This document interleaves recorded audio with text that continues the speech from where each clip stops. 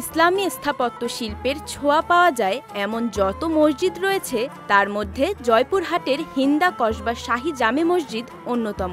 জেলা শহর থেকে ১৫ কিলোমিটার দূরে এর অবস্থান। কুমিল্লার বিখ্যাত পীর মাওলানা আব্দুল গফুর চিশতির নির্দেশনায় শুরু হয় মসজিদটির নির্মাণ কাজ। বাংলা ১৩৬৫ সনে প্রতিষ্ঠিত এই মসজিদের দৈর্ঘ্য ৪৯৫ ফুট এবং প্রস্থ ২২৫ ফুট। এখানে প্রায় ৪০০ মুসল্লি একসঙ্গে নামাজ আদায় করতে পারেন। ইসলামের ৫ স্তম্ভের সঙ্গে মিলিয়ে মসজিদটিতে ৫টি গম্বুজ তৈরি করা হয়েছে। বড় গম্বুজটি রয়েছে মাঝখানে, বাকি ৪টি গম্বুজ রয়েছে ৪ কোণায়।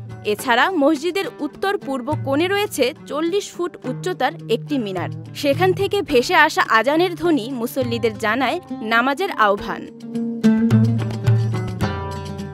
অপূর্ব নির্মাণশৈলীর এই মসজিদে সালাত আদায় এবং এর সৌন্দর্য উপভোগ করতে দূর দূরান্ত থেকে ছুটে আসেন দর্শনার্থীরা।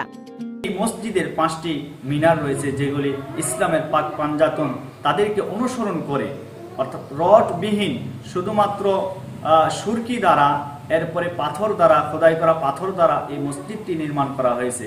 ভিডিও অনলাইন অনেক দেখছি এবং এনার এই মসজিদের সুনাম অনেক শুনছি। তা আমারও নিয়ত ছিল যে একটু এই মসজিদটা দেখবো, সেই আকাঙ্ক্ষায় আমিও আজকে সময় পেয়েছিলাম, আসছি।